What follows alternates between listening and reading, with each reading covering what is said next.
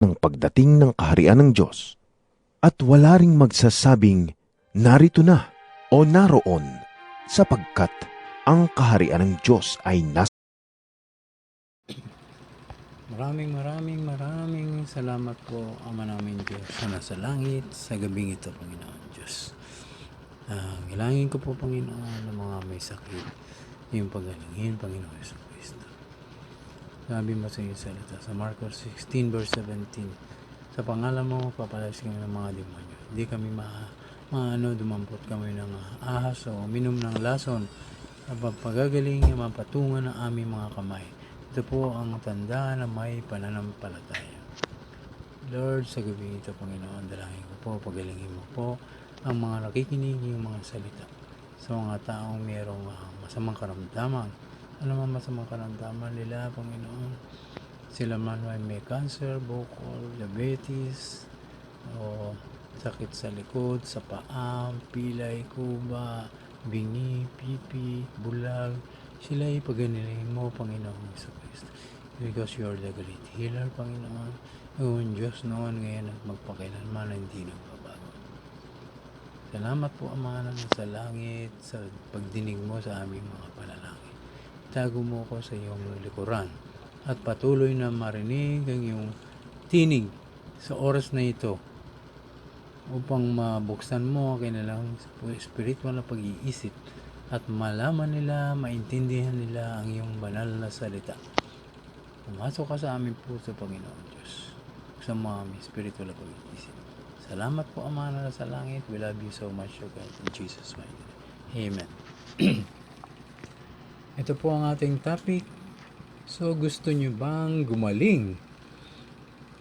Ito po ang mabisang solusyon. Marami pong mga may sakit na matagal nang nananalangin, ngunit hindi pa rin gumagaling. Bakit? Bakit hindi tinutugon ng Diyos ang kanilang panalangin? Dapat po tama kasi ang ating pananalangin at kung kanino dapat tayo lumapit o manalangin na walang iba kundi sa Diyos o kay Jesus. Kung sa iba kayo mananalangin, hindi diringgin ng Diyos ang inyong mga panalangin. Alam nyo ba na ang Diyos ay mapanibughuin? Siya ay seloso at ayaw niya na manalangin kayo sa iba na hindi talaga Diyos kundi tao lamang. Kaya hindi naririnig ang inyong mga panalangin ni hindi ito umaabot sa Kanya. Pangalawa po, kapag mananalangin tayo sa Diyos, ay magpakumbaba po tayo. Magpatira pa sa harap niya. So basahin po natin sa Lucas 5 verse 12 upang maintindihan po natin. Nang si Jesus ay nasa isang bayan, nakita siya ng isang lalaking ketongin. Nagpatira pa ito at nakiusap, Panginoon, kung nais po ninyo, ako'y inyong mapagagaling at magagawang malinis. Hinawakan siya ni Jesus at sinabi, Nais kong gumaling ka at luminis. At noon di nawala ang kanyang ketong. So manalig tayo ng buong puso. Umiyak po tayo. Kapag ganyan ang ginawa nyo, ewan ko lang kung hindi pa dinggin ng Diyos ang inyong mga panalangin o ang ating mga panalangin. Kapag nakita niya na malaki ang pananalig natin sa Kanya, imposibleng hindi niya kayo tugunin at pagalingin sa inyong mga sakit. Anumang klaseng sakit meron kayo, imposible man itong gumaling. Dahil sa Diyos ay walang imposible. Kaya palagi po tayong manalangin ilang beses sa isang araw, katulad po ng ating Panginoong Hesus. Kung inyong nababasa o nabasa na sa Biblia, ilang beses po siyang nananalangin. At ugaliin magpasalamat palagi sa Diyos. Manalig at magtiwala. Mahalin ang Diyos ng buong puso, buong kaluluwa, buong lakas at buong pag-iisip. Ibig sabihin ko, pag minamahal natin ang Diyos, hindi po tayo gumagawa ng napakasama. Gumawa po tayo ng mabuti sa araw-araw. At kapag nagawa ninyo yan, ewan ko lang kung hindi kayo dinggin ng ating Diyos na makapangyarihan sa lahat. Sapagkat sa Diyos walang imposible. Ang lahat ng lumalapit sa Kanya, nagpapakumbaba, ay buong puso at niyayakap ang Kanyang banal na salita. Sila po ay dinggin ng ating Diyos. Napakabuti po ng ating Diyos, mahabagin po siya kapag tayo lumapit na may malinis na puso at di tayo nag-aalinlangan, tayo po tutugunin ng ating Diyos.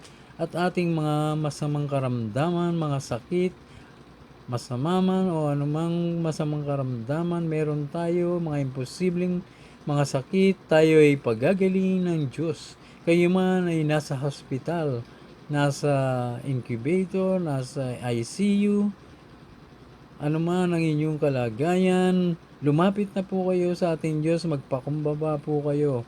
Sa oras na to, kayo po ay pagagalingin ng ating Diyos. Napakabait po ng ating Diyos, mahabagin po siya. Alam niya po kung ano ang ating mga kailangan. So alam niyo ba na siya ay mapagmahal, mahabagin, may malasakit sa lahat, maunawain ang pagpakumbaba at hindi magpapabaya sa mga taong may malinis ang puso o may pananalig sa Diyos, lalong-lalo na ang mga gumagawa ng mabuti o naglilinis ng kanilang kasuotan. So, ganun po ang inyong gagawin. Magpakumbaba po tayo sa Diyos. Humingi po tayo ng tawad sa ating Diyos.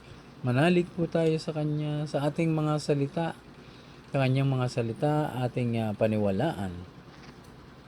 Kapag tayo lumapit, magpakumbaba po tayo. Sa ating paghingi ng ating mga kasalanan, sa oras na ito, tayo po ipagagaling ng ating Diyos. Sa pangalan ni Jesus, kayo po ay gagaling. Sa makapangyarihang pangalan ni Jesus, ang lahat ng mga may sakit, sabihin niyo po, Amen. In the name of Jesus, ako ay pinagaling na.